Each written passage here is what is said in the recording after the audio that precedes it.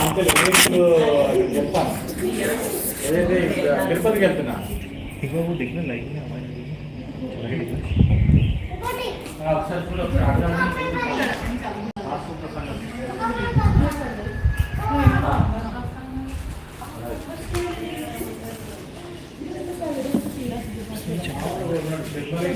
Check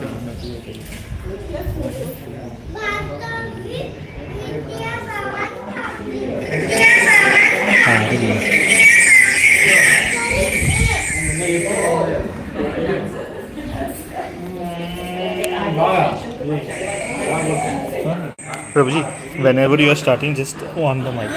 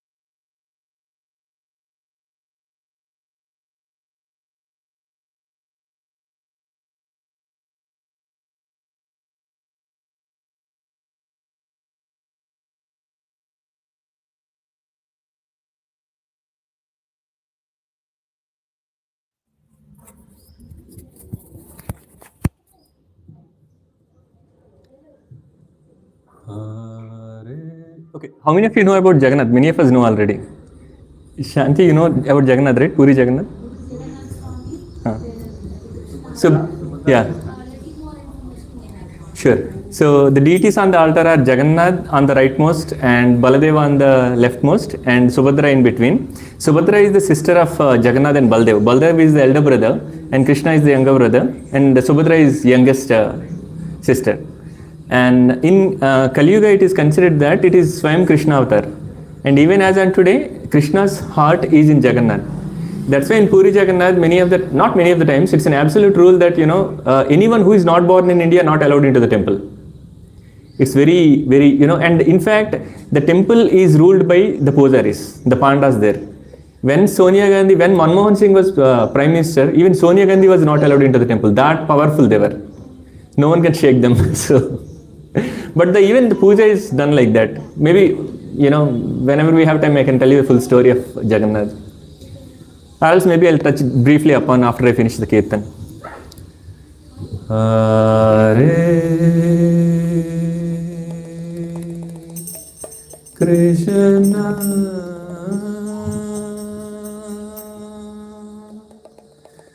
Hare Krishna Krishna Krishna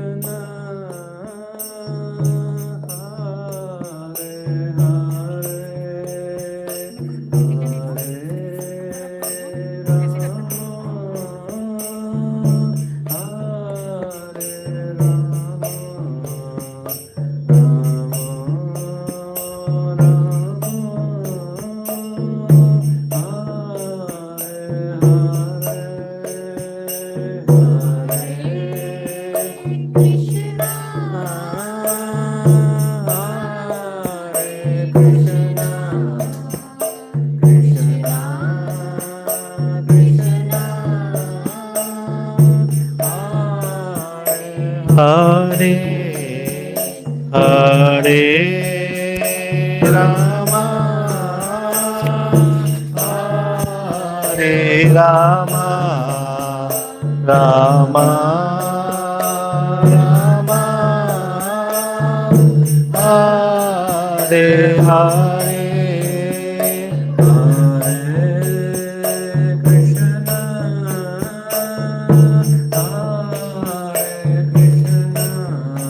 Krishna Krishna Hare Hare Hare Rama Hare Rama Rama Hare Hare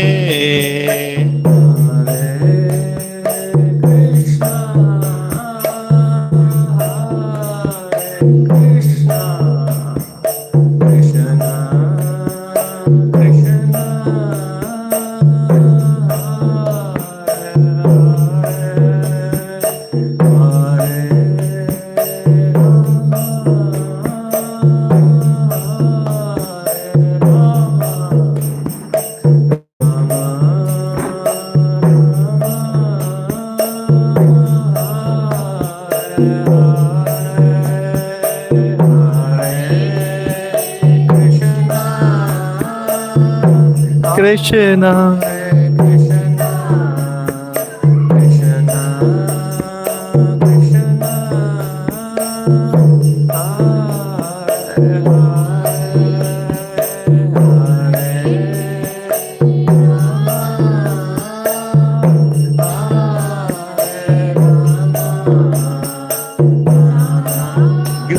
Mataji.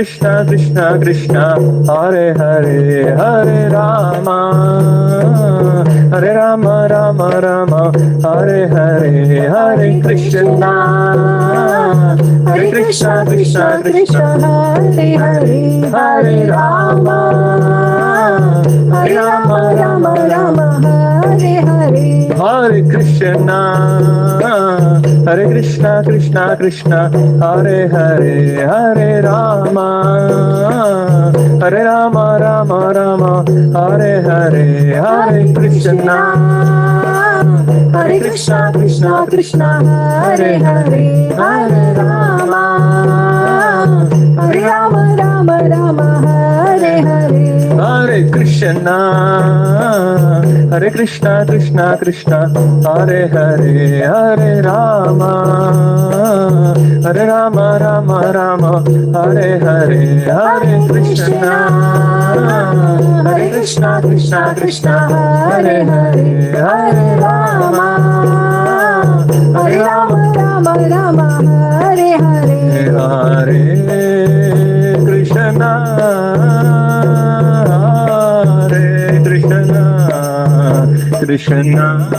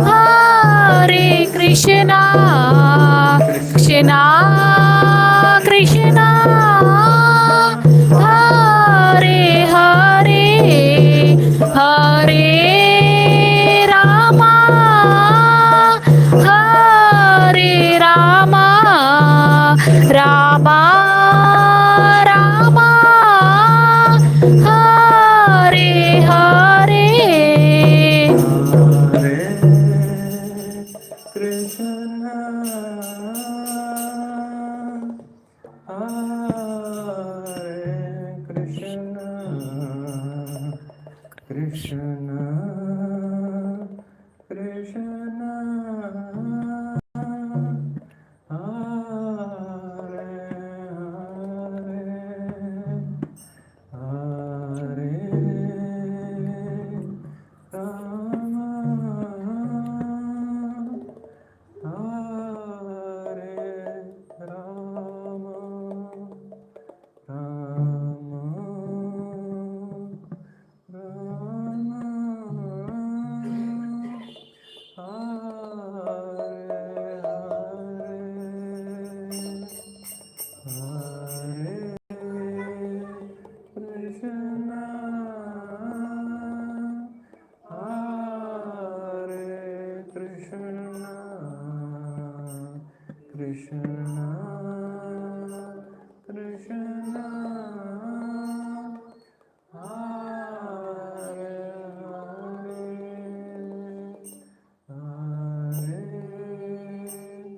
Hare Rama,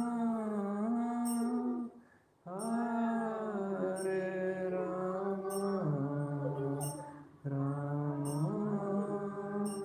Rama,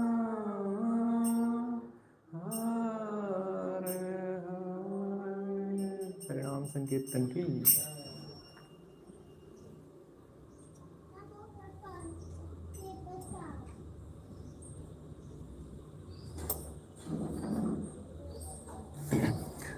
ओम ज्ञानतिमिरान्धस्य ज्ञानाञ्जनशलाकया चक्षुरुन्मिलितं येन तस्मै श्रीगुरवे नमः। श्रीचैतन्यमनोभीष्टं स्थापितं येन भूतले स्वयं रूपा कदा मह्यं ददाति स्वपदान्तिकं वन्देऽहं श्रीगुरुं श्रीयुतापदकमलं श्रीगुरुं वैष्णवांश श्रीरूपं साग्रजातं सागररघुनाथान्वितं सजीवं साद्वैतं सावधूतं परिजनसहितं कृष्णचैतन्यदेवं श्रीराधाकृष्णपादां सागरनाललिता श्रीविशाखान्वितांश हे कृष्णा करुणा सिंधु दीनबंधु जगत्पते गोपेश गोपिका कांता राधा कांता नमोस्तुते तप्त कांचना गौरांगी राधे वृंदावनेश्वरी वृषभानुसुते देवी प्रणमामि हरिप्रिये वाञ्छाकल्पतरुभ्यश्च कृपा सिन्धुभ्यः च पतितानां पावनेभ्यो वैष्णवेभ्यो नमो नमः। जय श्री कृष्ण चैतन्य प्रभु नित्यानंद श्री अद्वैत गदाधर श्रीवासादि गौर भक्तवृंद। हरे कृष्णा कृष्णा कृष्णा हरे हरे, हरे राम राम राम हरे। ओम नमो भगवते वासुदेवाय।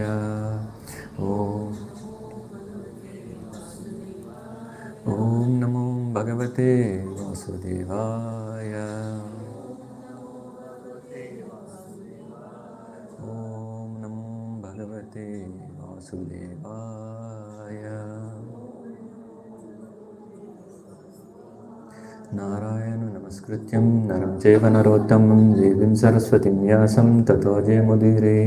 नष्टप्रायेषु अभद्रेषु नित्यं भागवतः सेवया भगवते उत्तमश्लोके भक्तिर्भवति नैष्टिकी। कृष्णाय वासुदेवाय देवकी नन्दनाय च नन्दगोपकुमाराय गोविन्दाय नमो नमः।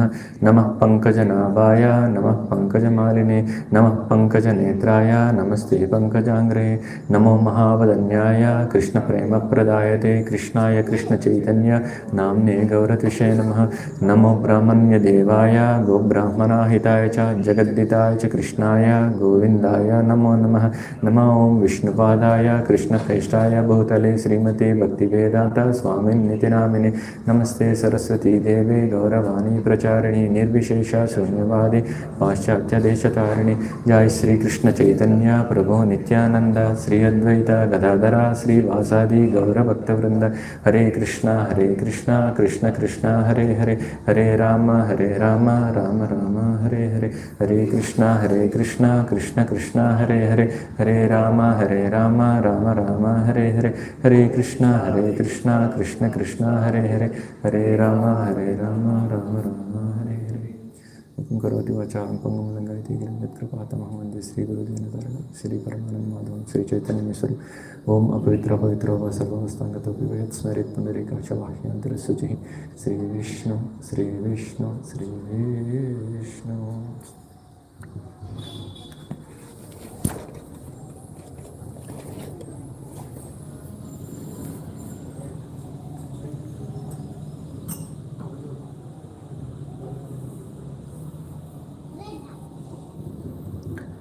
Hare Krishna. Thank you everyone for joining. It's going to be like another 1.5 hour. And after that, I'm sure that many of us might have been informed. And there is lunch prasadam. Usually when we say prasadam, we think of like small brahmana prasadam. That's what we do in temples. But anyone who is attending the session, just we want to make sure that you don't have any trouble at home after going back. So we don't want you to cook. So we have arranged lunch, full-fledged lunch prasadam also after this one, just to make sure that you're not again, stressed out when you go home. It's the same with many of, even including my wife Sucharita, so we cook before coming here.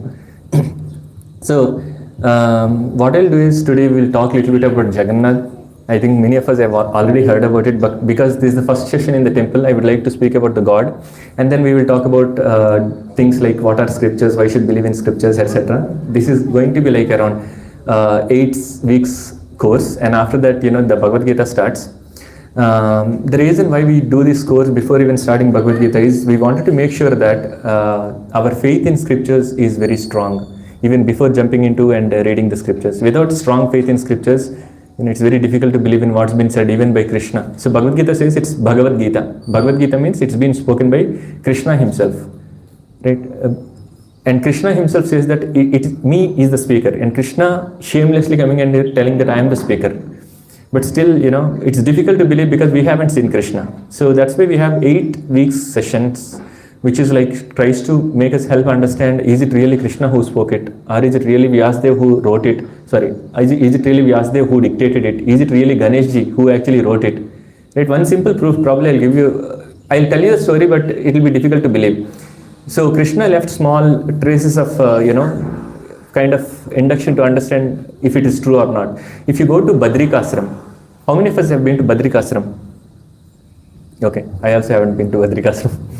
So in Badrikashram, there is something called Vyash Gufa, and there is something called Ganesh Gufa. These two gufas are one opposite to the other. So they're called Vyasa Gufa and Ganesh Gufa because Vyas Muni sat there, started dictating, and in Ganesh Gufa, Ganeshji sat there and then started writing. You went? I visited. You visited? Badrinath, no? Yes. Badrinath Guha I visited. Yeah, Vyasa Gufa and Ganesh Gufa are very one. Oh, I didn't go ahead. So there is a small pastime that Krishna left to make sure that all of us can actually believe in Bhagavad Gita. Nice. So what happens is, Vyasa Muni is the disciple of Narada Muni. And Vyasa Muni wrote so many scriptures. He wrote many Puranas, Upapuranas, Itihasas, so many he wrote. But still he was not satisfied. Because there is something called, like when we eat lunch or dinner, right? At the end either we should eat sweet or curd, otherwise it's not complete. Like that Vyasa Muni was also not feeling that satisfaction or completion from within. Then Vyasa Muni asks Narada Muni, because Narada Muni is his teacher. He asks, what should I do? I'm still not feeling that satisfaction or happiness. Then Narada Muni says, okay, you write Bhagavatam. Bhagavatam is called Amal Puran. What it means is, if anyone reads Bhagavatam, you may get a question, why should I read about Bhagavatam? Bhagavatam is the only Purana which talks about the devotees of the Lord, not only about the devotees of the Lord.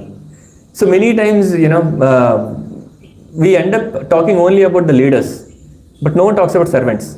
But Bhagavatam is a scripture where you even have lot of places where the devotees are glorified.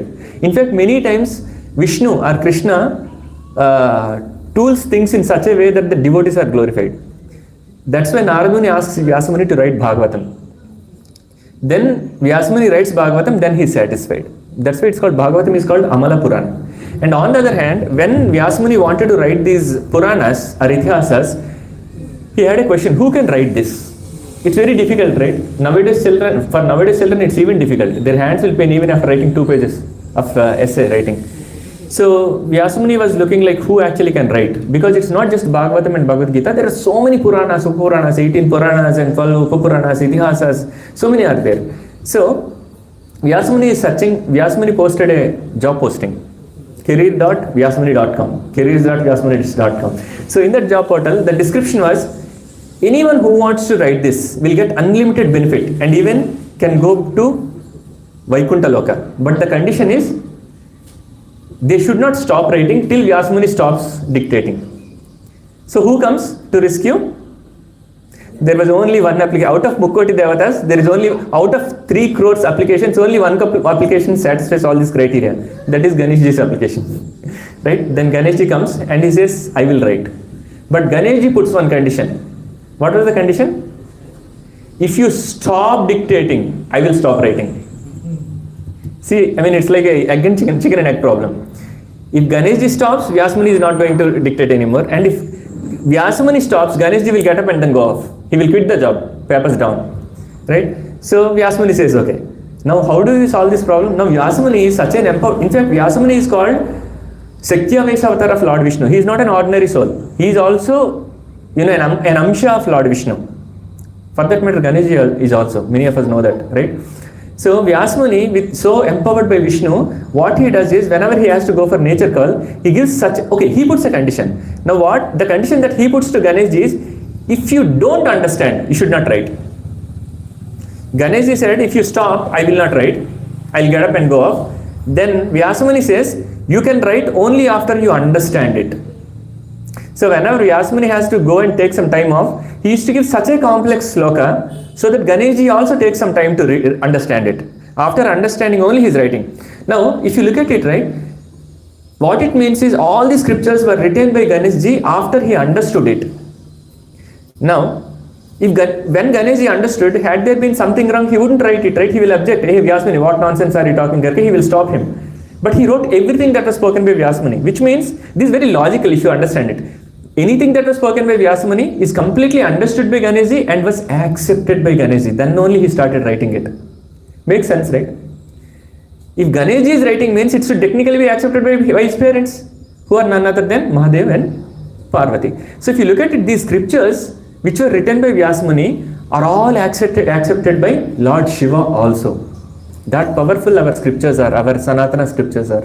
Right? Unfortunately, no school actually teaches about it. Of course, nowadays there are schools coming up, and even Germany and Russia also, they started putting these as part of their syllabus. Right? So this is about Vyasamuni and Ganeshji pastime. And then they sat in Badrikashram to actually complete this writing. That's how all these scriptures were so available to all the Indians. Now we can imagine like how fortunate we are to have these scriptures just written in India. Right? And one another reason why I can tell you why the Lord had chosen India. If you look at India, geographically it is situated in such a place. In fact, the rich are not the one who has money. The rich are the one who do not have anxiety. How many of you know that is there any Telugu meaning for anxiety? How many understand Telugu here? Sanjana Mataji, Telugu vastudha? Shanti Mataji. Anxiety Telugu lo ardham cheppandi. Telugu dictionary lo anxiety ki ardham unda? Hairana is over endeavoring. Over endeavoring. Hairana padipothunnam antaru. Yeah. There is no meaning in Telugu for anxiety. Anxiety is a word that has come from West. Because it is said in Bhagavatam, anxiety means atiroshena. You are like, taking too much of anxiety, right? It said atiroshena papamana tamodvarena. What it means is, it's very scientific word. Scientific statement you should understand. Atiroshena means over anxious or over angry, over anger. Papamana means it's very sinful. Tamodvarena means it will lead to hellish planets. So if you get too much of anger, if you take too much of anxiety, it's going to lead to hellish planets. Is that true?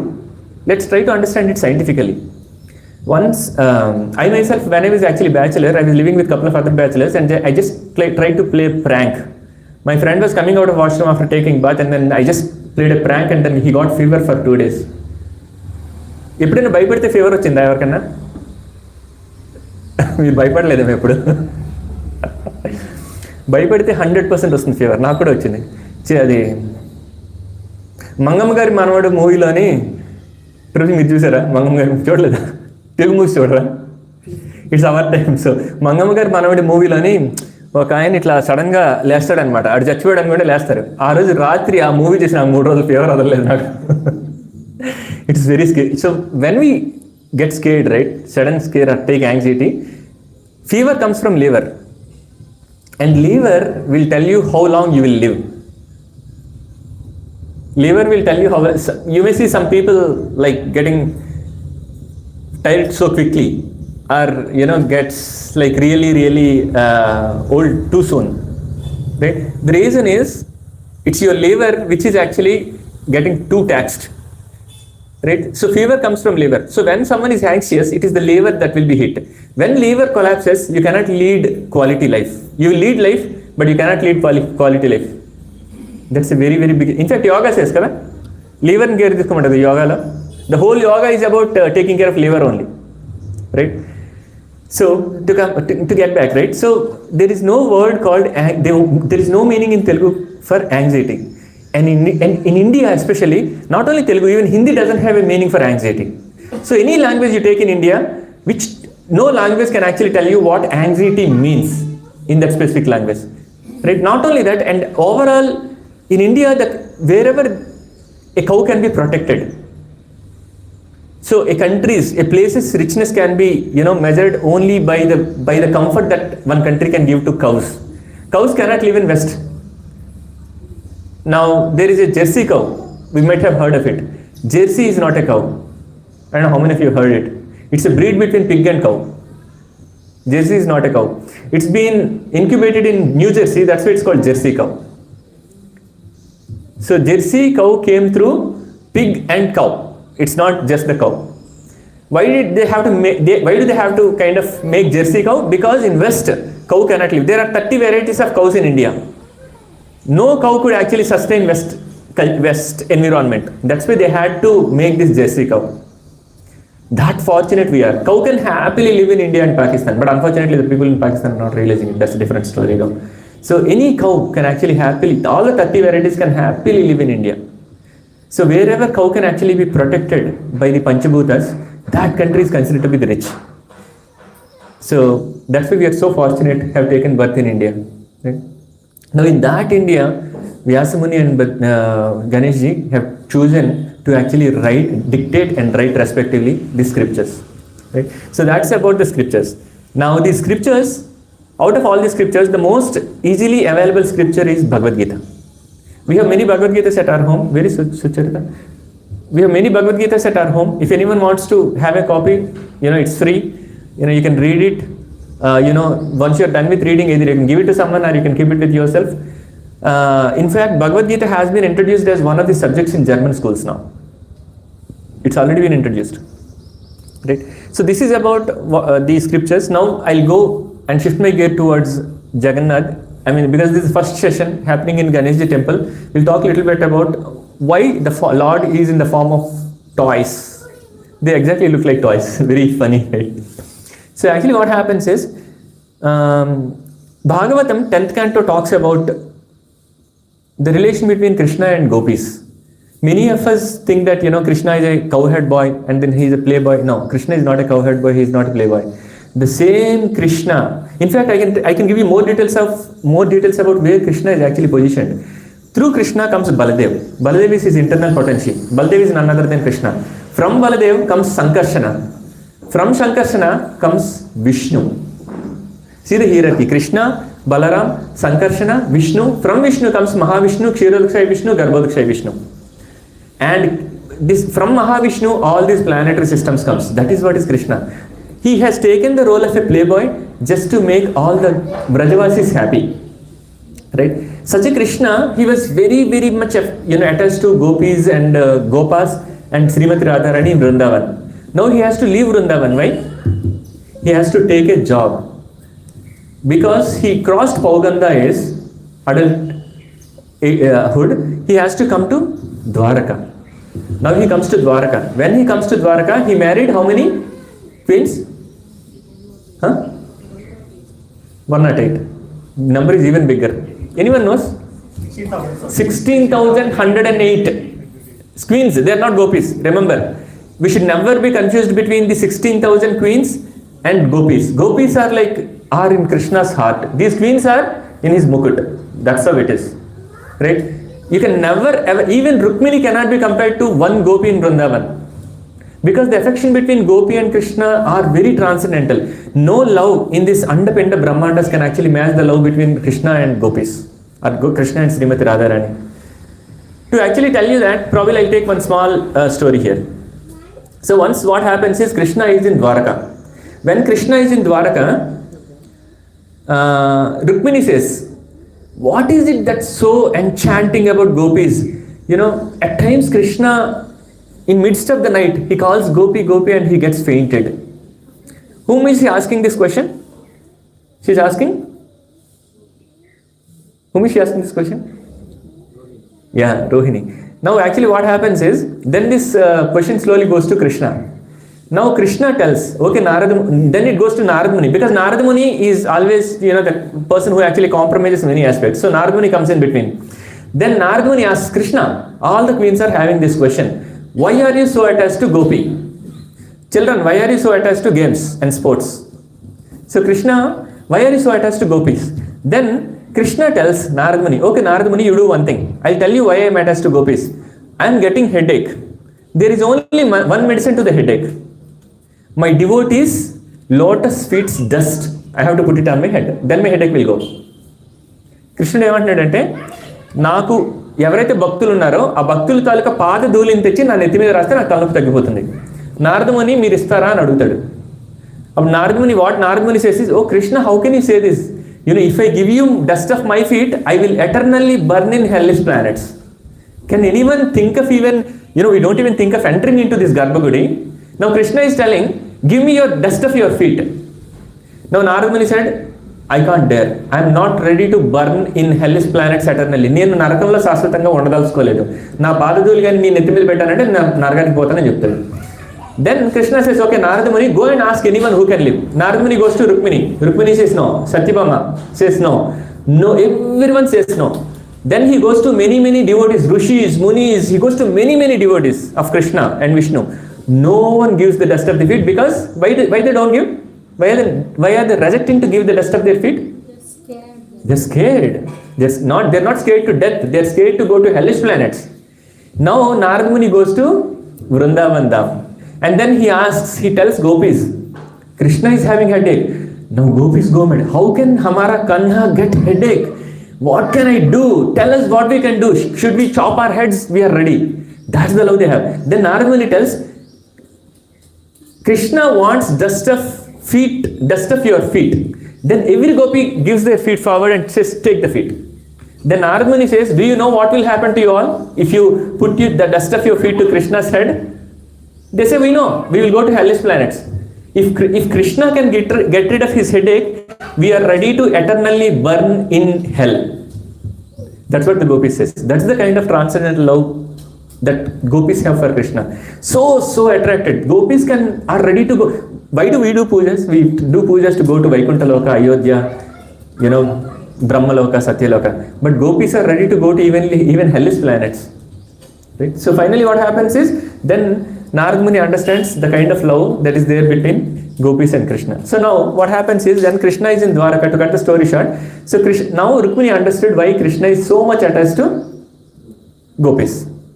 Now what happens is, now Rukmini and Satyabhama's intensity of knowing about Krishna's pastimes in Vrindavan becomes more and more. Now they want to know more about Krishna in Vrindavan. It's interesting, right? How can there be such a love between people? In Kali Yuga you can't expect it, right? So now whom do they have to ask? They have to ask someone who lived in Vrindavan as well as Dwarka. Who is that person? Rohini. Rohini is Baladeva's mother. So basically Vasudeva has two wives, Devaki and Rohini. Devaki gave birth to Krishna and Rohini gave birth to Balaram. Don't have to remember so many names, it's like little pressure on the brain, right? So Vasudeva has two sons, Krishna and Balaram. Balaram along with Rohini was living in Nandagokulam, Vrindavan, right? Now what happens is, Prabhu here, Mataji. Okay. So Balaram was given birth by Rohini, and Rohini and Balaram, they both were protected by Nanda Maharaj in Vrindavan, Nandagokulam Vrindavan. And Rohini and Devaki along with Vasudeva is in the jail. All of us know that story, right? Krishna was, when Krishna was the eighth, before even getting eighth child, they both were put in jail because of the Akashvani that comes ahead. This story every one of us know because we are in India. Right? So what happens is, now Rohini knows both Vrindavan as well as Dwarka. So all the 16,108 queens, they go to Rohini Ma and ask, can you tell us the pastimes of Krishna in Vrindavan? Then Rohini agrees to that, but she puts a condition. we have to close the doors. We have to close the doors so that Krishna should not hear. Why Krishna should not hear? If he hears, he will again go back to Vrindavan. He will not come back. And then no one can actually rule this Dwarka because it's filled with demons. Right? So they close the doors. When they close the doors, they keep Subhadra as the gatekeeper. They close the doors. This is a very, very big seminar hall. All the 16,108 queens were sitting inside the hall and the doors were closed. And then Subhadra was the gatekeeper. Subhadra was made gatekeeper to make sure that Krishna and Balaram do not enter into the hall. Because the moment they enter, they'll again go back to Vrindavan. Right? Now the stories about Krishna killing Kaliya, Krishna delivering Agasura, Bakasura, Vratsasura, Vyomasura, Shakatasura, and then Krishna playing with all his Gopas in Talavana. All these pastimes were spoken, and the days and days are going.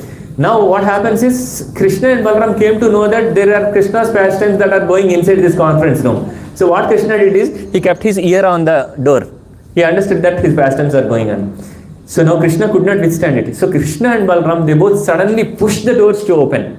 And the moment that the doors are opened, Subhadra looks at Krishna Balaram, she gets scared because she has done something wrong. What? Without their knowledge, they are talking about Krishna. And Krishna and Balaram also, looking at Subhadra in the scary form, they also get scared. They also become like this. So there are multiple stories. Some say that Krishna and Balaram and Subhadra are listening to their Vrindavan pastimes, they become ecstatic and then their limbs goes inside and eyes become big. And likewise, the other story is when Subhadra and Balaram and Krishna, they see each other, they get scared of each other and then they get into this form. And this form is, now we talked about how this form came. Now Narada Muni sees the same form. Now see, the moment Narada Muni sees the form, he gets a citizenship to Goloka, not to United States of America. He gets citizenship to Goloka, which means he got moksha. Then Narada Muni requests, Krishna, just by looking at your form, I could get moksha, mukti. Now I want to understand, and now I want to give the same benefit to everyone in Bhuloka. So they request Krishna, Narada Muni requests Krishna, Balaram and Subhadra that, can you give the same form, darshan of same form to all the people in Bhuloka? Right? Then Krishna, Balaram and Subhadra agrees to actually come to Bhuloka. So this is first part of it. Now how they came and became Puri temple, that we can talk about in some other session. So what happens is, this is how these forms came. And this Jagannath, Baladev, Subhadra Mai, these forms are so merciful. Anyone who sees them on the chariot is considered to overcome the cycle of birth and death and old age and disease. So these are the forms which actually gives you moksha. When you see these forms on Rath, there is a chariot festival. Why does the chariot festival happen? Because Jagannath, Baladev, Subhadra Mai, they cannot give darshan to people who have not taken birth in India. So this is the only form of the Lord where the Lord comes out to see the devotees and show the devotees. No other form. Does Ganesh go out ever? This Ganesh, you can't even lift him out. He doesn't come out, right? No other Devatas or Devis come out of the sanctum. Only Jagannath, Baladev, Subhadra are the only deities in this Kali Yuga which come out to show to those who actually are not allowed to go inside the temple. That's the beauty of these forms. Now anyone who sees them on the chariot are assured of, cutting the cycle of birth, death. Now why do we have to cut the cycle of birth and death? Because it is considered and it is told in scriptures also, the birth, death, old age and disease are the 4 problems that anyone undergoes in this material world. Right? So this is about the story of Jagannath, Baladev and Subhadra Mai. Now what we will do is we will talk a bit about what can meditation do to us. Now how to actually please the Lord so that we can actually get moksha, right?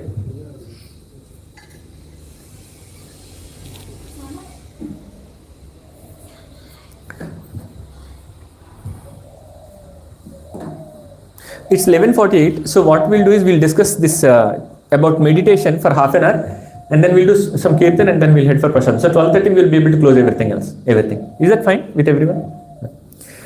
So if you look at meditation, there are many yogas. I'm sure that you must be knowing about blissful, you must be knowing about so many yogas. But this yoga, which is called Japa Yajna, right, or Sankirtana Yajna is different than all other kind of yogas. Right, there are many different bamboo yoga, that yoga, this yoga also came, but this yoga is different. This is the yoga which was recommended in all religions. For example, Christians, Buddhism, Islam and Hinduism. You look at any religion, you might have seen right now the month of Ramadan is going on. Many of them actually, do chanting and japa.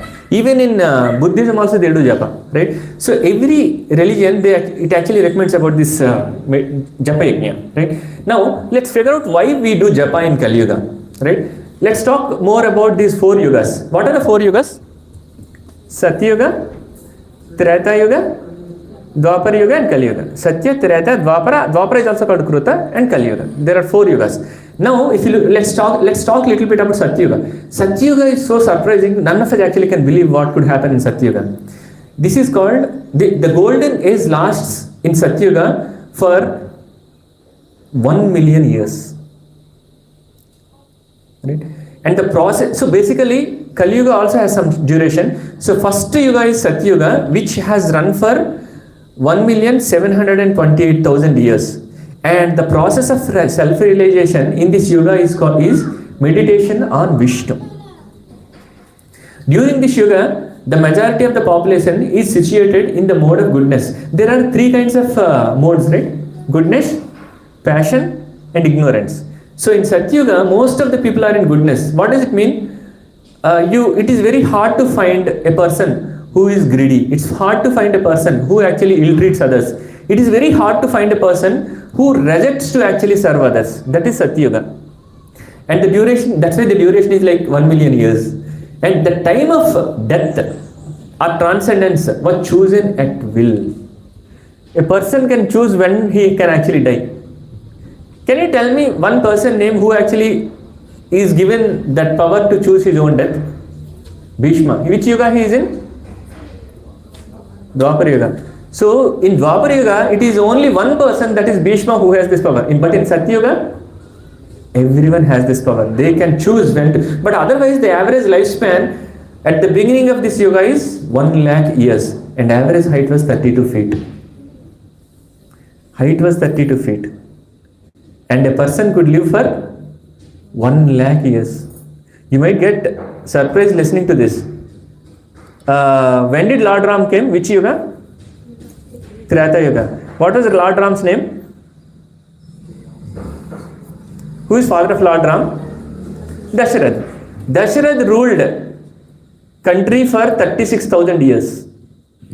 That number tells this, right? Dasharath ruled for 36,000 years.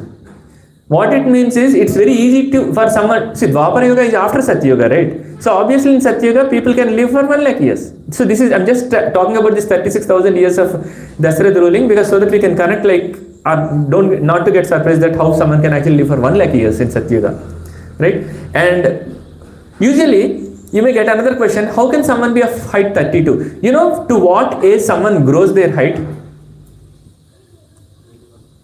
Sorry? 18? 18, you know, some people like Prasasta stop at 15 years.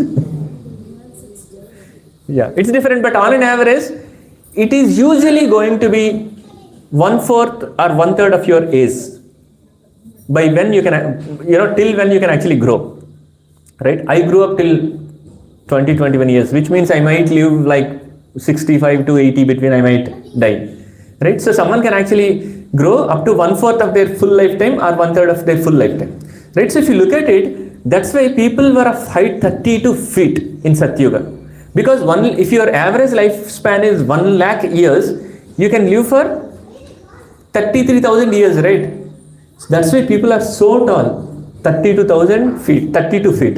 Now let's take one step. Remember one important point here. In Satya Yuga, what was the way to get out of the cycle of birth? And what was the way to get moksha in Satya Yuga? Meditation on Vishnu. Now how do you do meditation? We also do meditation. Where is my bead bag?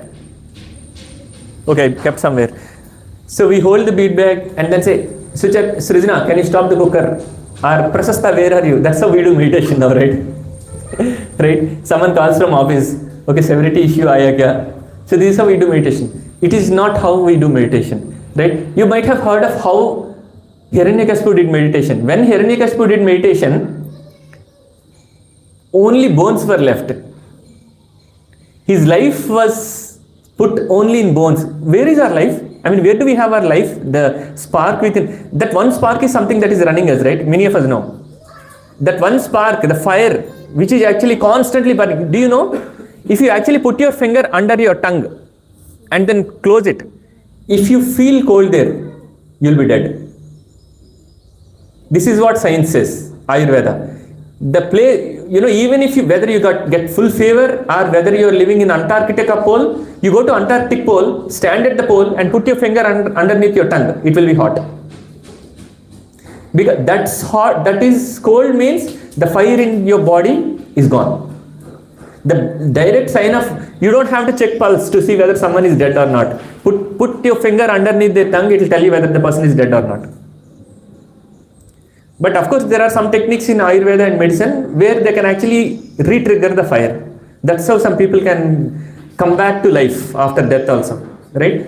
So, yeah, I mean, Ayurveda has a lot of, I can tell you, this modern, how many of you are doctors here? Hope no one is doctor. I just want to make sure that you don't beat me. So the modern allopathy is nonsense, let me be very honest. Of course, it definitely works for, immediate actions like if your pulse is down, it works. Some cardiac problem, it works. But for life and longevity in the life, this Ayurveda, this allopathy cannot help you. One best example is if you take Dolo or any medicine, it directly acts on the liver and tells that chupro. What does it mean? If you get fever means your liver is telling that there is something wrong in the body. Fever doesn't come because your body gets a lot of temperature. It comes because something is fighting inside your body. And who is the brain for the body? It's liver. Liver, which is the brain, tells that hey, something wrong in your body. Now what does allopathy do? Allopathy comes and gives a medicine and then makes liver sleep. That's why if you consume Senarest for 2 years, you will have LFT. Try it. If you have headache, right, you take Senarest, right?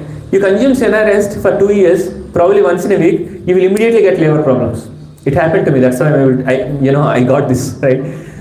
So again, Ayurveda, in Ayurveda, they don't have to put thermometer, they don't have to put stethoscope, they will not ask you to go and run on treadmill test, they don't ask you to actually go for those 10,000 full body health master checkups and all. By just touching for fraction of seconds, they can tell you what's problem in your body. That's Ayurveda. But anyways, right? So what Hiranyakashipu did is, Hiranyakashipu's fire was always lit till the time Brahma was coming. Where was the fire lit? From the body, it went into the bones. The life of Hiranyakashipu, because ants have eaten Hiranyakashipu's body completely when he was praying for Lord Brahma. You all might have seen that movie, right? Prahlada, Bhakta Prahlada, where Hiranyakashipu's body, it looks even worse than the second picture. Even that literally the bones and skull was left for Hiranyakashipu when he was doing that tapasya for Brahma, right? But of course he asked for a different insurance policy. I will not get into that story. It takes another session. So finally Hiranyakashipu's life went into the bones. Literally it went into the bones. And he kept then Brahma comes, right? So meditation means you have to go to such a level. And Dhruva Maharaj did meditation for Krishna. How did he do? He used to take food only once, 3 times bath. And finally, he used to live only on air, not even dry leaves. That is called meditation, right? Satya Yuga people used to do meditation like that. And you have to do such a kind of meditation to actually go back home, back to Godhead, to go to Ayodhya or Goloka or Vaikuntha Loka in Satya Yuga. Now let's go to next Yuga. Next comes Treta Yuga.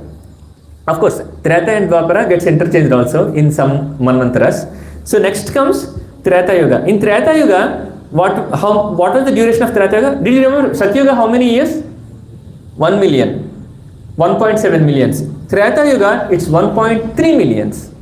It went little down because Dharmam oka padam tappindi. So it went down by 40,000 years.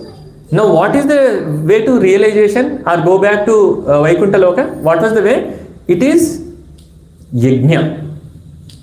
Now we may think, we also do Yajna here. For every Dasara we do, for every Vinayak Chaturthi we do. That is not the way to do Yajna. Yajna means There are some Brahmins who come and do yajna in our houses, and even if you offer, how many of you have done yajna at your homes? Many of us might have done, right? What is the first thing that Pujari who comes to perform yajna asks for? Tea. Coffee undamma? Yes sir, no? Without that he cannot actually chant the hymns. But you call any Sri Vaishnavas or call any Mahadev devotees, when they come to perform yajnas, right? I mean hardcore Lord Shiva devotees or hardcore Vishnu or Lakshmi devotees, when they come for yajna, you offer them milk or tea, right? They don't even take this,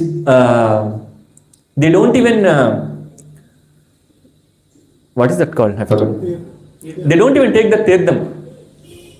Because, I mean, I had one experience, I had to, I had once this kind of devotee who came to my house to do yajna. He said that, I can't even swallow my saliva, he said, unless and until the yajna is complete. And when did that yajna get completed? Evening 6 o'clock. He came morning 4 o'clock. Till evening 6 o'clock, he did not even touch water drop. That is how yajna is supposed to be performed. In Kali Yuga. Now if you have to go back to Treta Yuga, do you remember anyone who has done Aswamedha Yaga? Lord Ram did it, right? Lord Ram did it. And when Lord Ram wanted to, how rich is Lord Ram? Did he need any gold or anything for yajna? Despite of all the properties he had to ask for gold and money from Ayodhya Vasis to do this yajna. That difficulty it is to do a yajna. Yajna means not dry sticks, not Patanjali 2 kgs of ghee. That's not yajna. Yajna means there are so many sacrificial things that happens. You have to get Vaiduriyas, Vajras, diamonds. You have to get you have to get lakhs of cows through which you have to milk them and then make ghee and then do it. That is yajna in those days.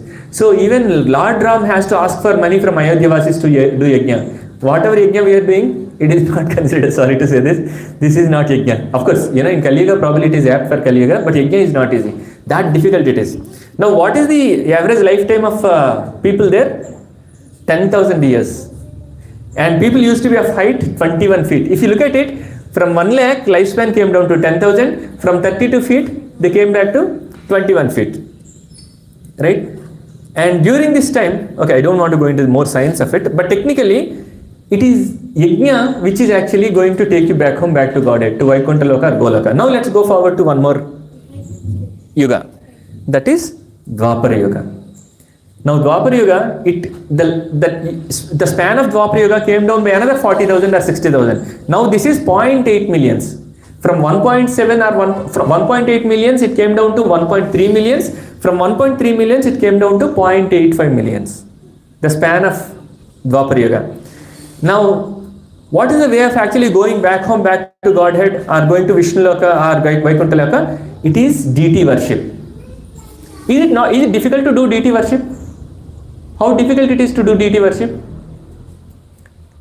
Deity worship is not easy. We do deity worship in this Ganesh temple also, but deity worship is not as easy as we think. Deity worship means there are some of you might know, we start with Pada Pujyami, then Janu Pujyam and all, right? When you do the deity worship, you literally have to go and sit there.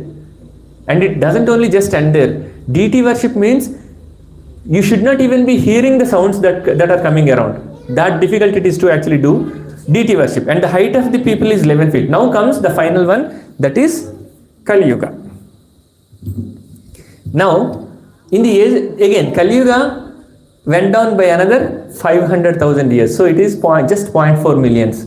So Kali Yuga is going to span for 0.4 millions. How many years have gone already in Kali Yuga? 5,000 years. Kali Yuga already started, right? We are in Kali Yuga. Kali Yuga has already started and already 5,000 years were over. Now the interesting thing is, okay, we'll talk a little bit about towards then what could happen in Kali Yuga, what was predicted in scriptures, that we will discuss about. But to start with, in Kali Yuga, what's the average height of people? Maximum 6 feet. Maximum 6 feet. Right? Of course, we see some few very anomalies. like Amitabh Bachchan and all, who are like 6.2 or 6.3. But otherwise, the average height is around 5.52. I mean, if you take average of male and female, it comes to around 5.5 or 5, at max 5.7, right? And the lifespan is going to be 120 years. It's written as 100 years, but the lifespan in Kali Yuga is supposed to be 120 years. How many of you want to live for 120 years? Or how many of you do not want to live for 120 years? We are fed up. Technically, Kali Yuga average lifespan is supposed to be 120 years. We can consider discussing a little bit more about Kali Yuga and what are the advantages and what are the disadvantages of Kali Yuga. So, out of this 120 years, 2/3 of this age is supposed to be your retirement age. Means, at what age we are supposed to retire? 80 years, right? If you are going to live for 120 years, when are you supposed to retire? Shanti Mats, when do you want to retire? Right away. We all wanted to retire right away, unfortunately. But actually, we are supposed to retire at the age of 80 years. Now, what is the reason why we are supposed to retire at 80 years? We are supposed to retire at 80 years because that's when Vata is going to be dominant in your body. The body is governed by three doshas, fires. They are Pitta, Kapha, Vata. Right? When you are a small kid, just newborn baby, what is the most dominant element in the body? Water. Right? When a baby is born, there will be our body is made up of 5 elements, right? 5 elements.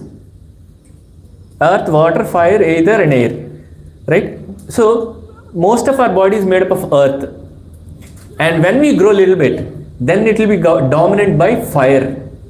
So, till 40 years, whatever you eat, you'll be like, so out of this 120 years, first 40 years it will be governed by Pitta, and second 40 years, which is like 41 to 8 years, will be governed by fire, Kapha, and last 40 years is supposed to be governed by Vata. When Vata enters into your body, you will get to know, you will get panic attacks, you will get anxiety, and you will go and visit lot of hospitals doubting the equipment, right? You undergo the TMT and the machine says, okay, everything is good, but still you go to another TMT, diagnostic center. All these things will happen when Vata enters into your body, right? Vata means completely governed by air. Now what air can do? If you actually blow air on something, right, it gets killed much earlier than it is actually supposed to be. That's why you should not get exposed too much to air, right? So we are supposed to get Vata enter into our body at the age of 80, but unfortunately, even at my grandfather era, Vata has started entering at 60 years itself. That's why government industries, all those industries, they set a retirement age as 60. Knowing that someone is living only for 90. If the average lifespan is 90 years, you are supposed to retire at 60 years because at 60 years, Vata is entering into your life. Now do you know what is the time, what is the age by when Vata is entering now in the current, you're right, 100% right. It's 40 years. It's 40 years. That's why we all are feeling to retire at 40. Even I'm feeling to retire, sincerely. Yes. Hope this is not, okay, it's getting recorded. Sorry. Hope my manager doesn't see this. So everyone wants to retire at 40 because Vata is entering at the age of 40 years itself. How do you know whether Vata entered into your body or not? Panic attacks is one thing. But otherwise, if you are fed really well by your parents, how do you know Vata has entered into your body?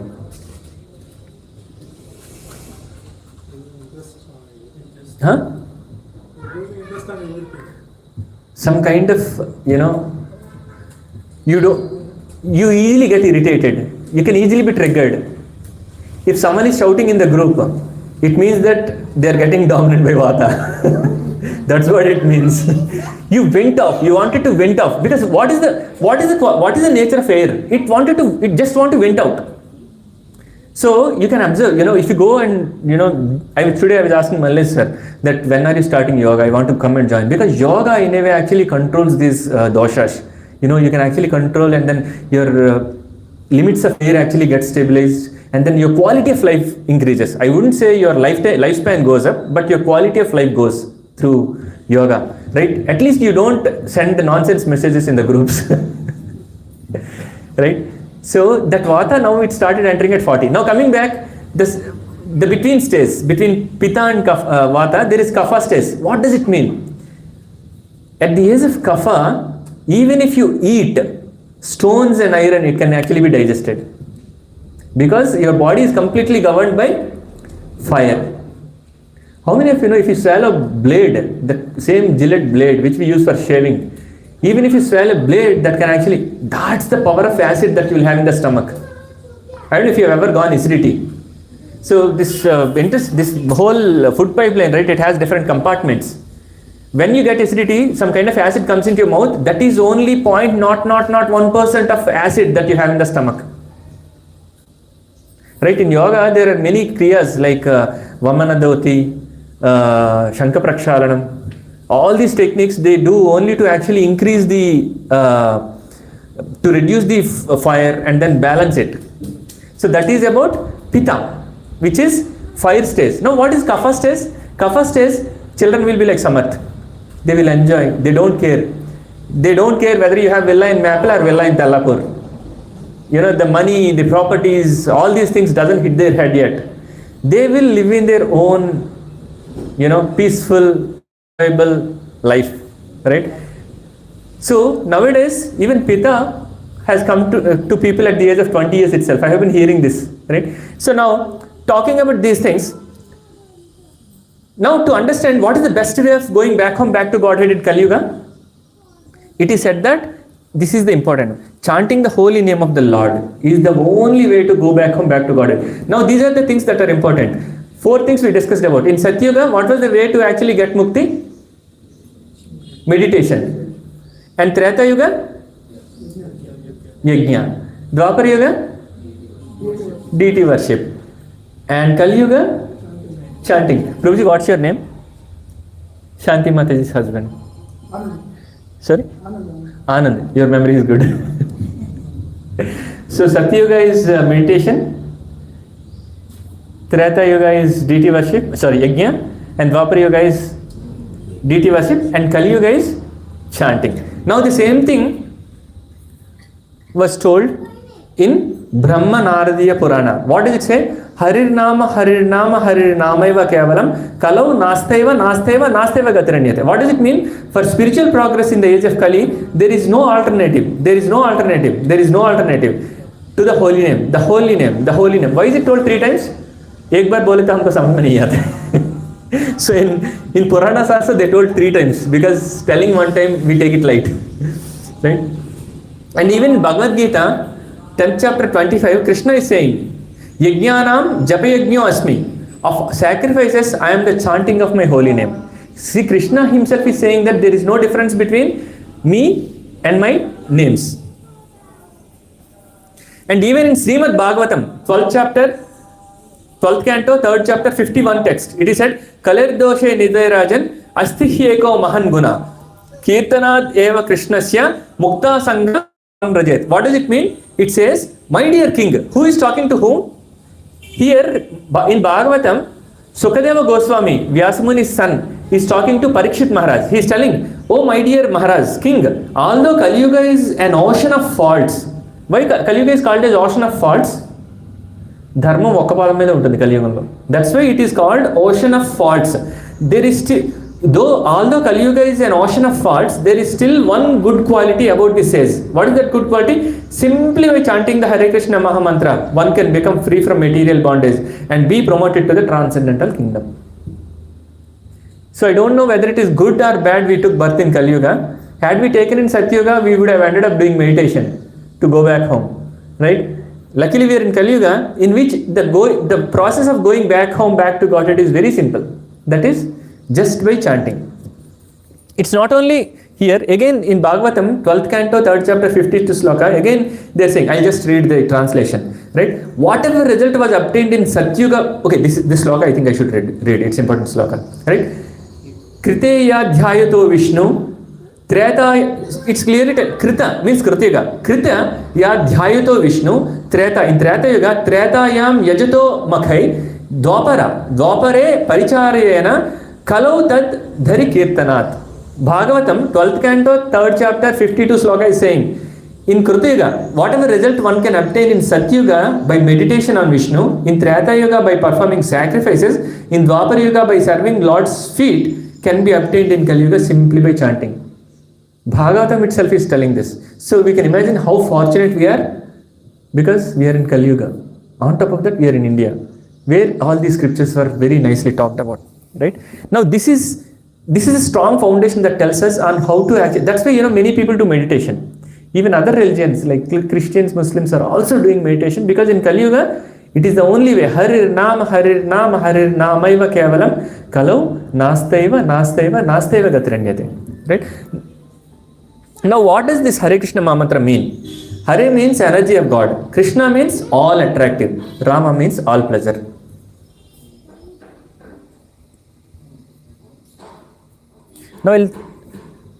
Now even in every Fridays there is Vishnu Sahasranama that is recited here in this temple. You might be knowing it. So every Friday evening there is Vishnu Sahasranama that is recited here. Yeah, get Prashad.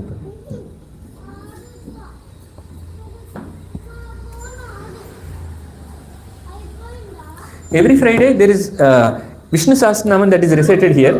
Who is talking about Vishnu Sahasranama? Who is actually telling Vishnu Sahasranama to who? Huh? Lord Shiva is telling to Parvati. Because Parvati had a desire. She wanted that to be fulfilled. Prabhuji, Mayang Prabhu, tell everyone, whoever is leaving, tell them that prasadam, lunch prasadam is there.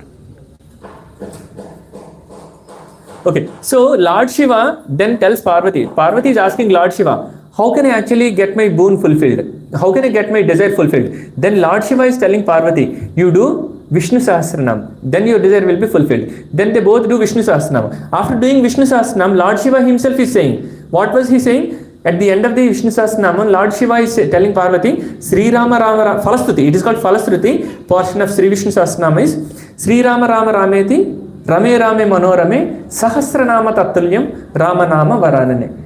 What does it mean? You can actually read it. I chant, Lord Shiva is telling to Parvati Ma, I chant the holy name of Rama, and thus enjoy this beautiful sound. This holy name of Ramachandra is equal to 1000 holy names of Lord Vishnu. Now you should not come back and ask why Lord Vishnu is chanting Vishnu's name. It's vice versa. If you go back to Vishnu was, how many of you know that Lord Ram did puja to Lingam before even going to fight to Ravana? That is transcendental, right? Vishnu does puja of Shiva and Shiva does puja of Vishnu. Now Lord Shiva is telling, the holy name of Ramachandra is equal to 1000 names of Lord Vishnu. It doesn't only end there. Even verse from Brahmana Purana is saying, Sahasranamam punyam trir avrityatu yat phalam ekavrityatu krishnasya namakim tat prayachati. What does it mean? If one utters Sri Krishna name once, one obtains the same result that comes from chanting the pure Vishnu Sahasranam 3 times. This is important, right? So what is it saying? If you tell Ram name once, it's equal to 1000 Vishnu names. It is here. If you tell one Ram name, it is 1000 Vishnu names. If you tell one Krishna's name, it is equal to 3 Ram names or 3000 Vishnu names. That is the greatness of this mantra, right? So that's why in one Hare Krishna Maha Mantra, you have 4 Krishna names and 4 Rama names, which means by saying 4 Krishna names, by saying 4 Ram names, or by saying one Hare Krishna Maha Mantra, you are chanting 12 plus 4, 16,000 Vishnu names. There is a science behind it. If you look at the total Vishnu names, one mantra, it comes out to be 16,000 names, right? So if you say, can we all of us say this Hare Krishna Maha Mantra once? Let's do it together.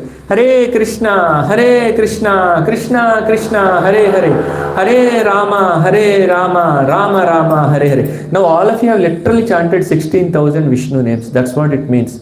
That's why it is so powerful. Even if you look at it, right, this Naam, this Hare Krishna Maha Mantra has made eligible, he had given to us by Chaitanya Mahaprabhu. Before to like 1500, Now it is 2026, right? So before 1500, this no one can actually recite this other than Brahmins. How many of you know about this? You are not supposed to utter this mantra.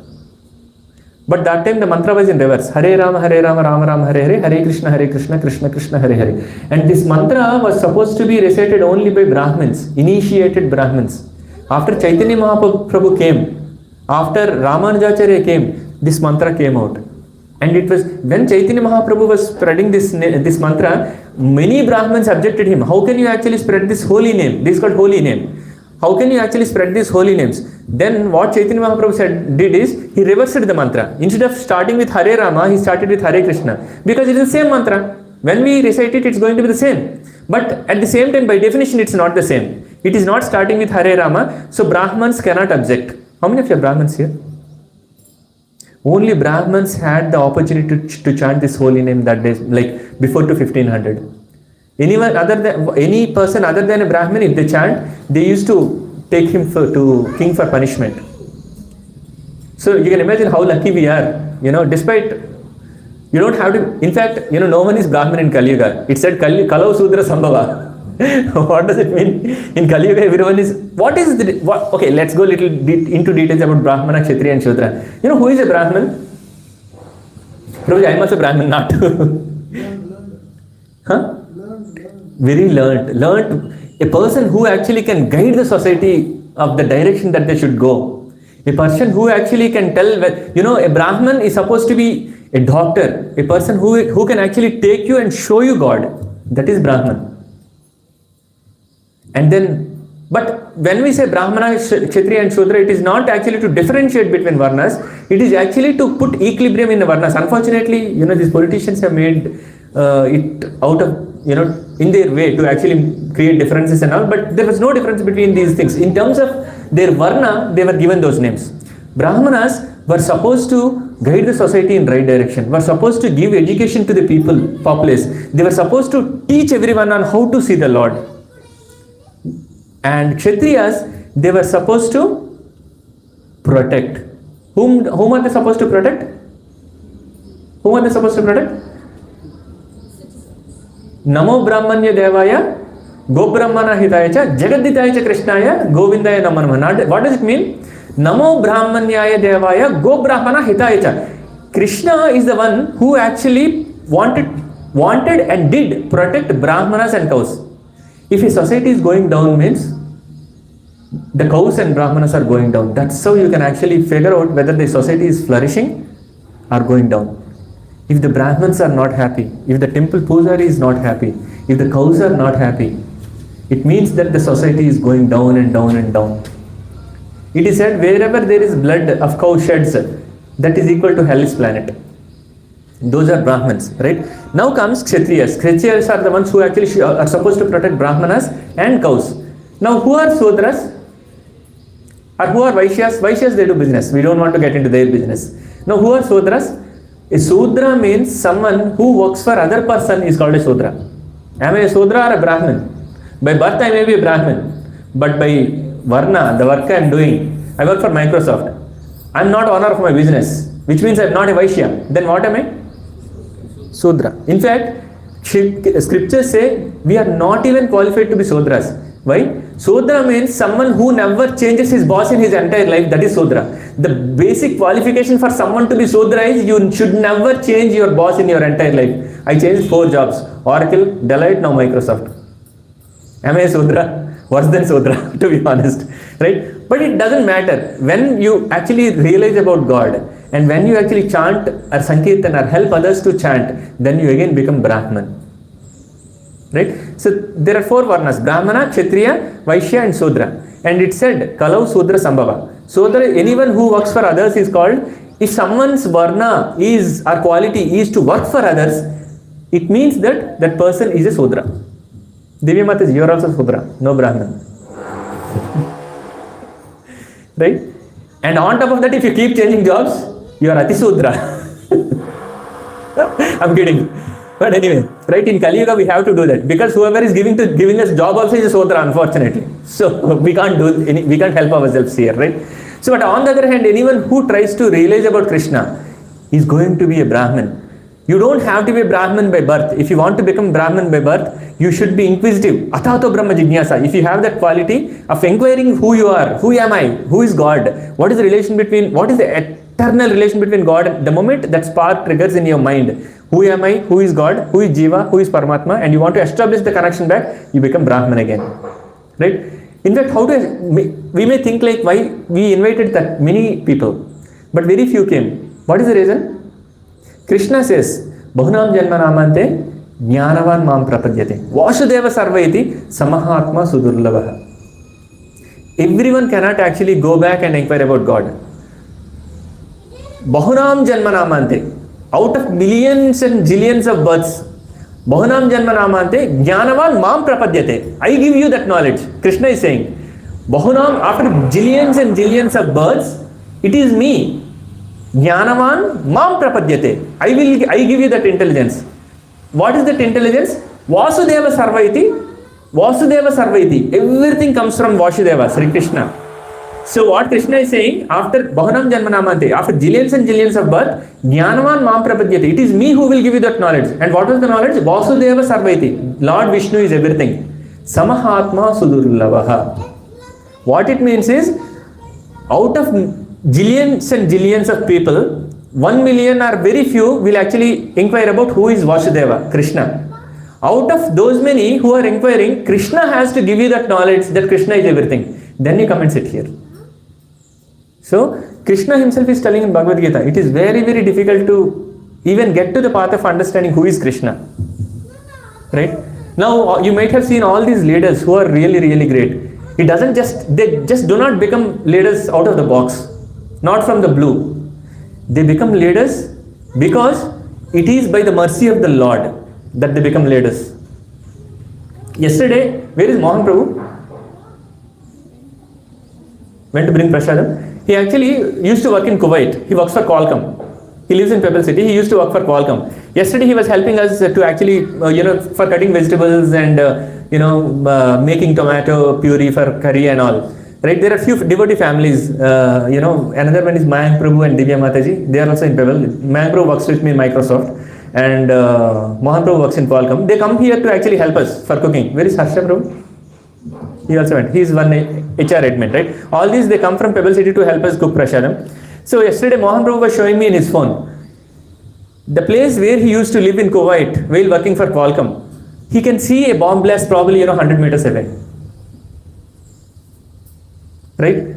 So there is, and one another thing happened in like couple of years back when this Ukraine and Russia war happened. There is one person who had 30 commercial towers like cyber towers. One bomb blast, 30 towers collapsed. He has no bangla, no clothes. He just went to a temple which was underground and then started eating food there.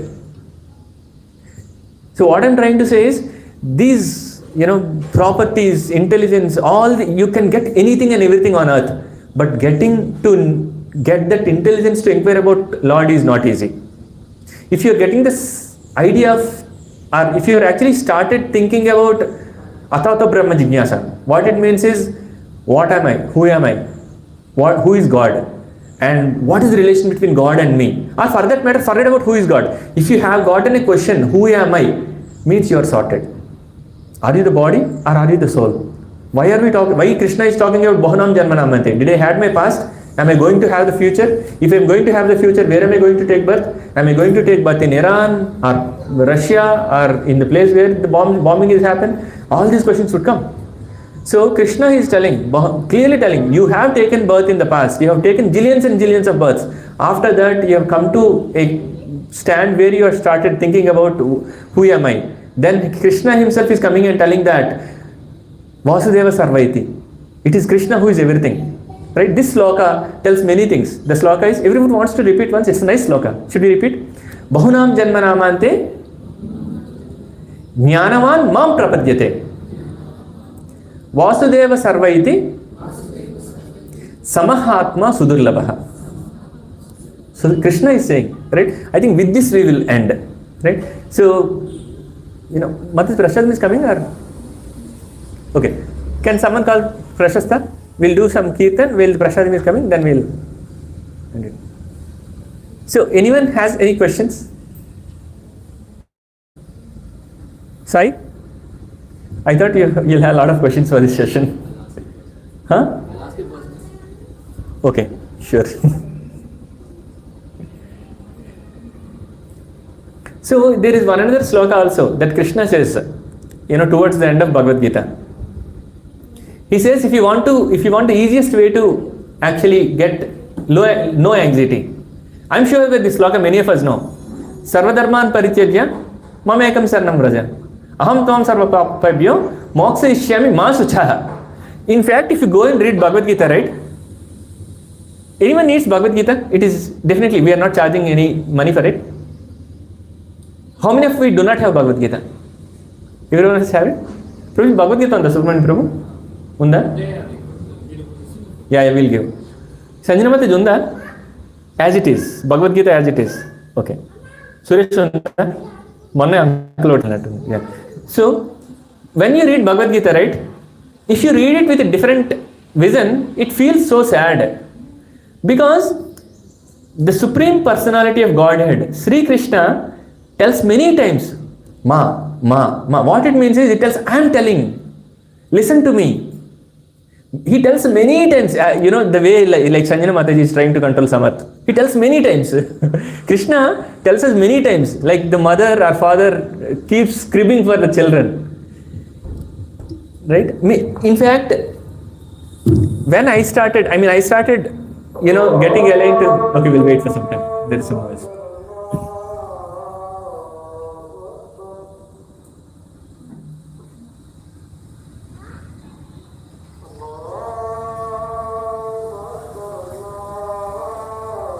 What's the question?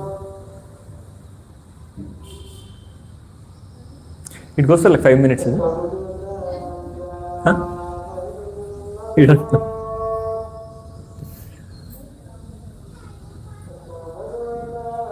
Okay, anyway, I can speak little more louder. Yeah. Yes. Can you give me an example?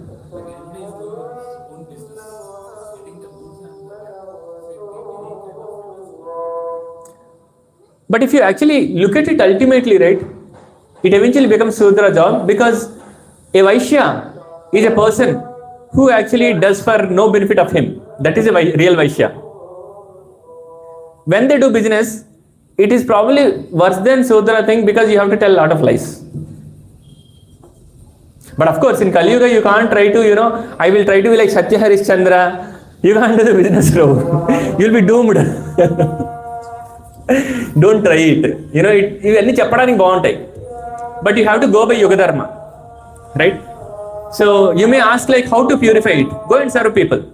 If you want to purify what you earn, of course we should not earn by actually doing some abominable things like kidnapping, stealing, or doing encroachments, robbery. All these things, of course, you should not do, directly or indirectly. But on the other hand, if you want to actually earn through business by telling lies here and there, you should actually purify it. How do you purify it? There is dharma and then there is parodharma. What is parodharma? There is dharma and then there is supreme dharma. What is supreme dharma? Supreme dharma is helping the soul. Dharma is helping the body. You go and give money to someone. You might consider it as dharma, but it may not be dharma, because if that person goes and drinks alcohol with your money, what did you do? Did you do good or bad? You absolutely did bad. Right? Now you may give some nice laddu. Prabhuji, Suresh intlo Tirupati laddu undi. Ee prasanth pa distribute. Ikkada teccharem adugu lekapothe that's fine. So I remember that laddu when I was talking about food. So if you go and give some laddu to someone, buy it in Balaji Papalala or Pannalal sweet shop and give it, you may get, some punyam dorokochu. But that may be dharma, but it is not supreme dharma. Supreme dharma is that which actually gives satisfaction to the soul, not to the body. How many of you have taken Uttara Dwara Darshanam? When that, after darshan, how did you feel? Unless you are in that, Kumudla Lakpade Madra, it's like very satisfying, right? That's because, when you see the Lord, or when you take darshan of the Lord, when you take prasadam of the Lord, when you do kirtan of the Lord, without your knowledge, soul gets happy. That is called supreme dharma. So I got introduced to this Krishna consciousness when in 2000, when I was doing my engineering. My parents actually hid my Bhagavad Gita book. They even, when I was sleeping, they removed my Kantimala also. They literally removed this Kantimala, thinking that I'll become a sannyasi or sadhu. Despite being my father a posari, he had all these questions. Right? So they literally hit my Bhagavad Gita also. I had that Bhagavad Gita even now. They put it in attic. We had like 2 floors house at my hometown. They put it in attic, and then even rats bit this Bhagavad Gita book, right? So being a posari, my father was so scared, thinking that I'll become a sannyasi. They didn't want me to become a sannyasi. You will leave your family, right? They're so attached to me. They can't live without me.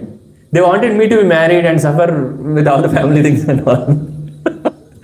I didn't mean it. So now we will talk about how nowadays the parents are like, having a lot of misconceptions. There is something called vairagya, and there is something else called yukta vairagya.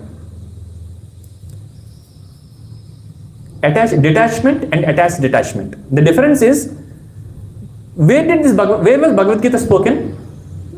Of course, Vyasmuni dictated and Ganesh wrote. But where was it actually spoken? Which place it was spoken in? Kurukshetra, during the war. Spoken by Krishna to Arjuna. What was the state in which it was spoken? Arjuna is saying, I don't want to fight. I can't even lift Gandiva. My limbs are quivering. I am losing my sense. Arjuna says, what was that sloka? 2nd chapter, 16. Karpanya doso padasvabhava prichami tvam dharma sammuda cheta yashreyasha nishchitam bruhi tanme sisyaste hamsadi mam tvam prapanam. I want to become your disciple. Krishna, tell me what to do. He's telling, I am quivered. Like I am bewildered. I don't know what to do. Because whom do I have to kill? Own kinsman. Not even father. Much higher than father. Why Bhishma has become such a higher personality than his father Pandu? If my father takes care of me, I will have affection to him. If my father is not there, I will not have affection to him.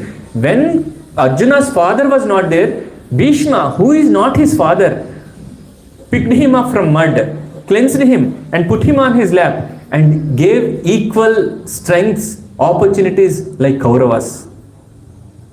So he is not even your father, but still he has taken care of you better than your father. That's why he had so much of affection for Bhishma Pitamaha. And Arjuna is telling, I cannot kill. Kim no Rajyana Govinda. I don't need this bloody kingdom. Kim Bhogaiswarya. I don't even need these Aiswaryas. Leave me, please Krishna, I want to run away from here. Even my Gandiva, I am not even able to lift Gandiva. My body is quivering, limbs are quivering. Arjuna wanted to run away from the battlefield. Whatever, revenge he had, revenge went off. Why he had to take revenge? Because Draupadi was disturbed by Kauravas. He had to take revenge. With that revenge, he came and stood on the battlefield. The moment he saw Bhishma and Dronacharya, he said, I am not going to fight. I don't, Kimno Rajya Govinda, I don't need Rajya. Bhogaiswarya, I don't need even the Aiswaryaras. Leave me, I want to run away. Then Krishna holds his collar and tells, sit, I will tell you. And after Krishna teaching Bhagavad Gita, what happened to Arjuna? Till then, Arjuna was saying, I can't even lift my arrow. I can't, ampas raatledu asalu venaki. So I can't even lift the Gandiva. Such a Arjuna, when he was leaving arrows, it is told in Mahabharata, the arrows were skiing through 100 trunks of banyan trees. Banyan trees and marri chetlu. Very difficult to see nowadays. 100 marri chetlu lopala nunchi doosukelli shatrul talaga gundello doochukellayi. That's how Arjuna became. So when you become a devotee of Krishna, when you start reading Bhagavad Gita, I keep telling this in many sessions and I am continuing to tell, when you read Bhagavad Gita, it is not the intent of us to actually make you sannyasa, someone who leaves everything. Someone should become Arjuna after Bhagavad Gita, not Arjuna before Bhagavad Gita or not sannyasi. We always tell that, a husband should become a better husband, a father should become a better father, a wife should become a better wife, a mother should become a better mother, a child should become a better child to his parents. This is the goal of Bhagavad Gita. Bhagavad Gita is not a scripture You know, you have to keep it in one almirah and do agarbatti and deep doop. No, it is, in fact, when these invaders came in 1500, since then, we kept Bhagavad Gita in one corner, because they said, if you don't take bath, you should not read. If you're in 3 days business, you should not read. If you eat food, you should not. What nonsense is that? What is Bhagavad Gita? Bhagavad Gita is a manual. It will tell you how to stop vata at 40. It will tell you how to actually get vata only after 80 years. It will tell you how to control your liver, how to save your liver, how to lead a quality life.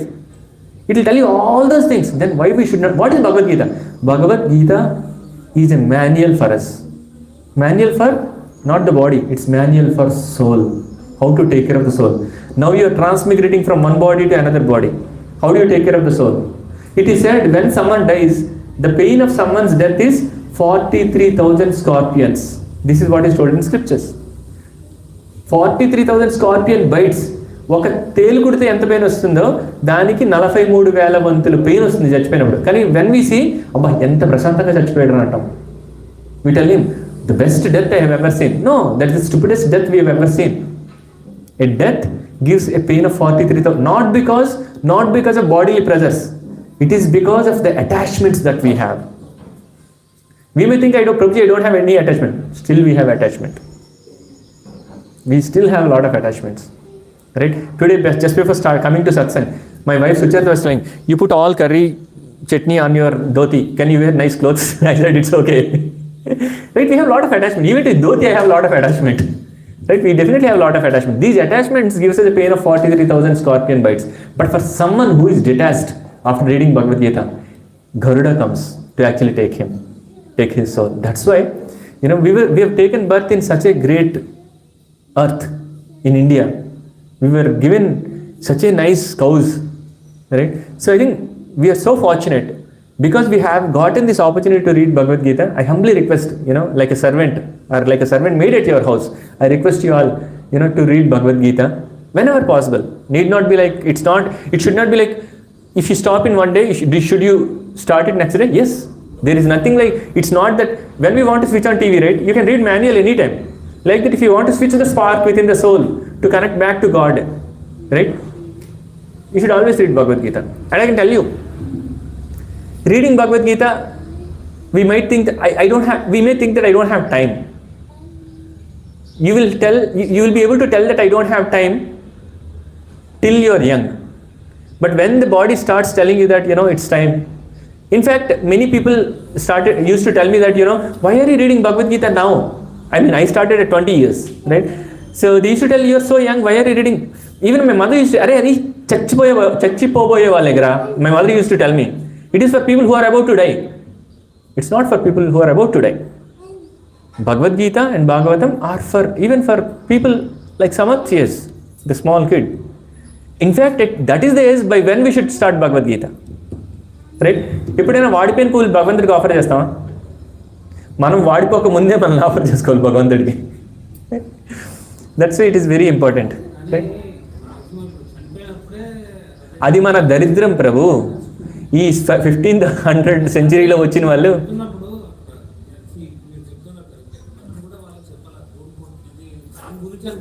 Yes Prabhu, that is the agenda. Prabhuji, I'll tell you one thing.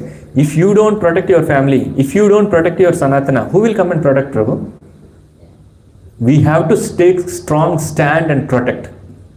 But are we saying that, everything else is low? No, we are not saying it. We are saying live happily together. And there is one book for living happily together. This is the book. Does that make sense, Subramani Prabhu? Yeah, makes sense. But nowadays, the people who understand, okay, fine. But definitely, if you go to Baladeva or something, definitely our name depend on any energy. Exactly. Prabhu, can you give mic, Prabhu? I can't hear you. Divya Mataji, can you give mic?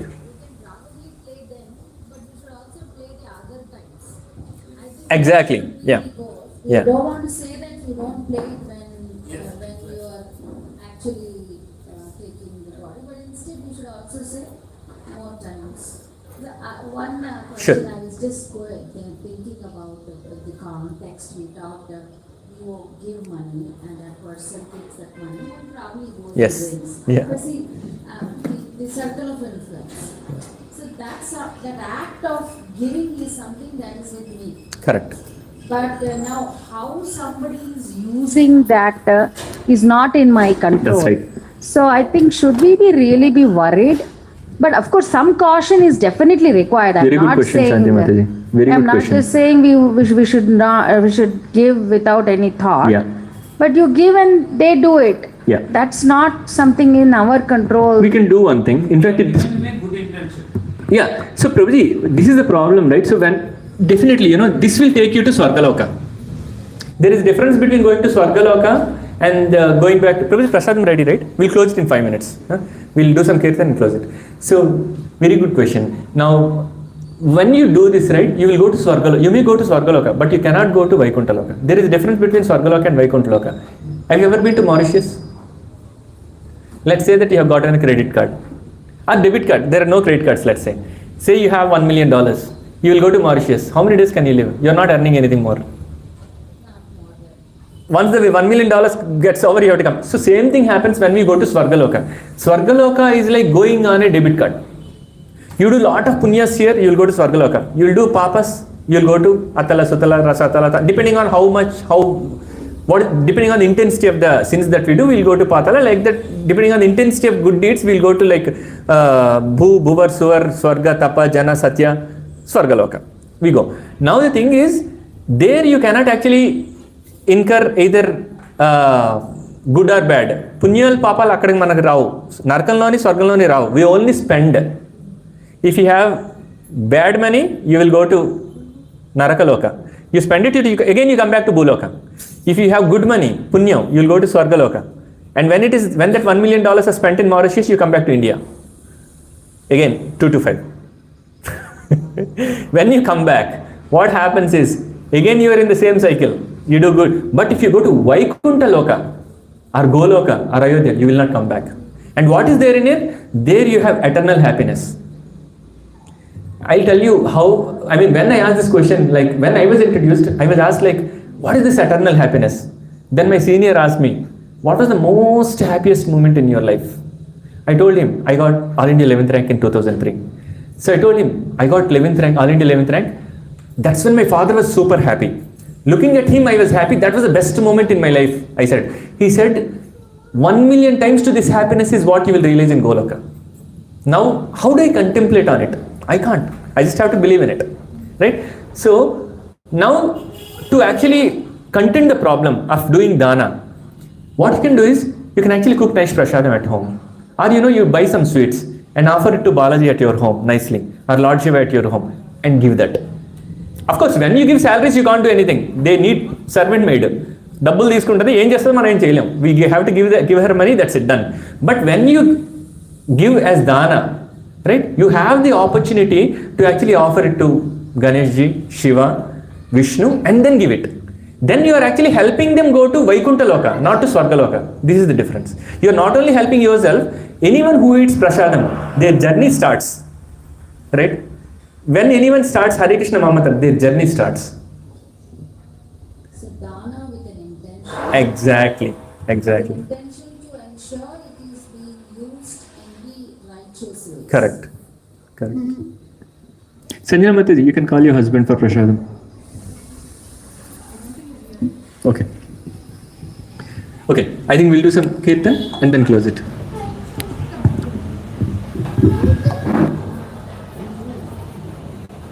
Any other questions? Hope I am not closing it abrupt.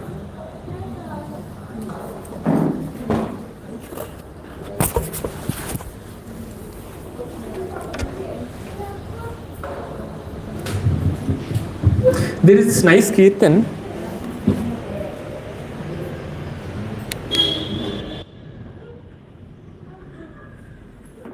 Can everyone read it? So this is called Narasimha Aarti. This is very, very good for anyone, especially for children. So Narasimha always protects children, the way he protects Prahlad Maharaj. Right? So this is a kirtan for Lord Narasimha. And after that, we will do prasad and then disperse. Namaste Narasimha. Narasimha.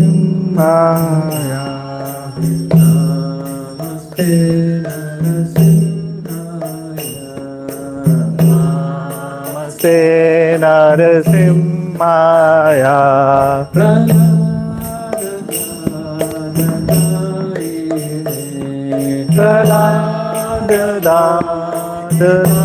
Praladadadadaye Hiranyakashipo Rakshara. Hiranyakashipo Rakshara.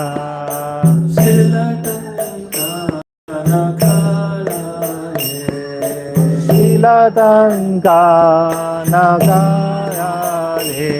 Ito Narasimha Parato Narasimha.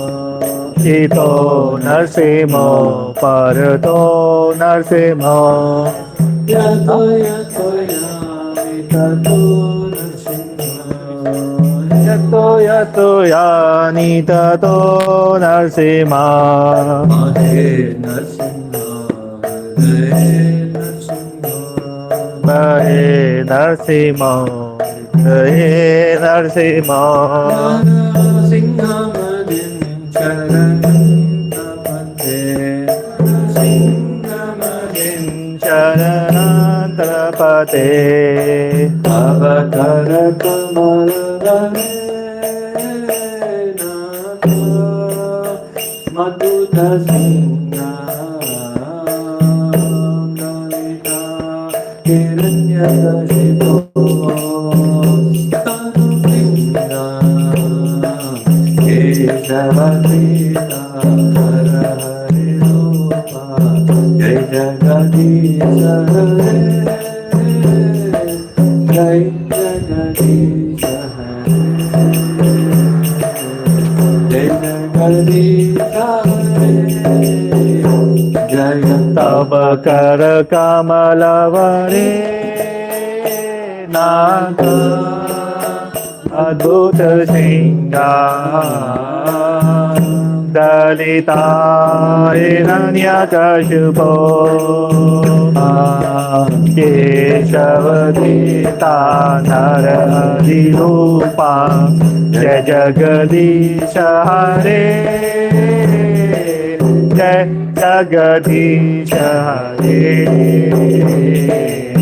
Jai Jagadisha Hare Jaya Keshavadita Naradi Rupa Jai Jagadisha Hare Jai Jagadisha Hare Jai Jagadisha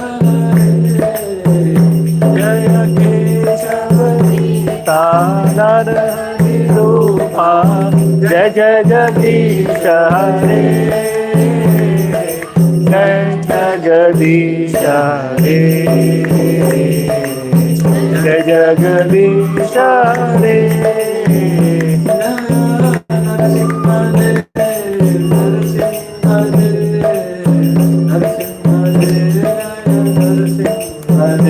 Jaya Narasimhadev, Narasimhadev, Jaya Narasimhadev.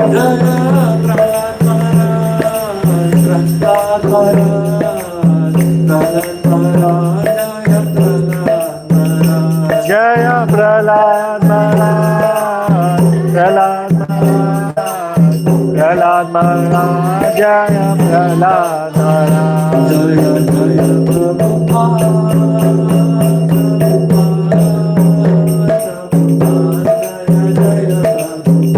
Jaya Jaya Prabhupada, Prabhupada, Prabhupada, Jaya Jaya Prabhupada,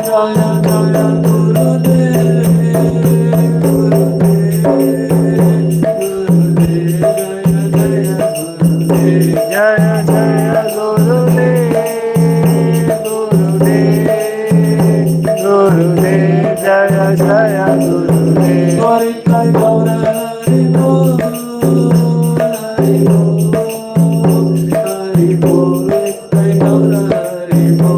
Jaya Jaya Gurudev.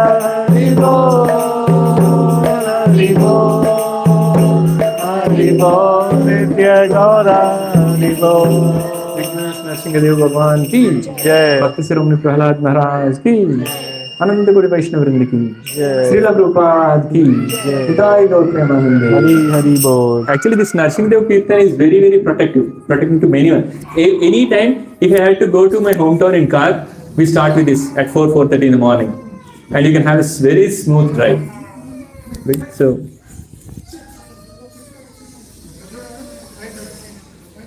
okay, we'll have prasadam. Let's head to prasadam. Hare Krishna. Thank you everyone. Thank you, Prabhu. Thank you for coming. Thank you everyone.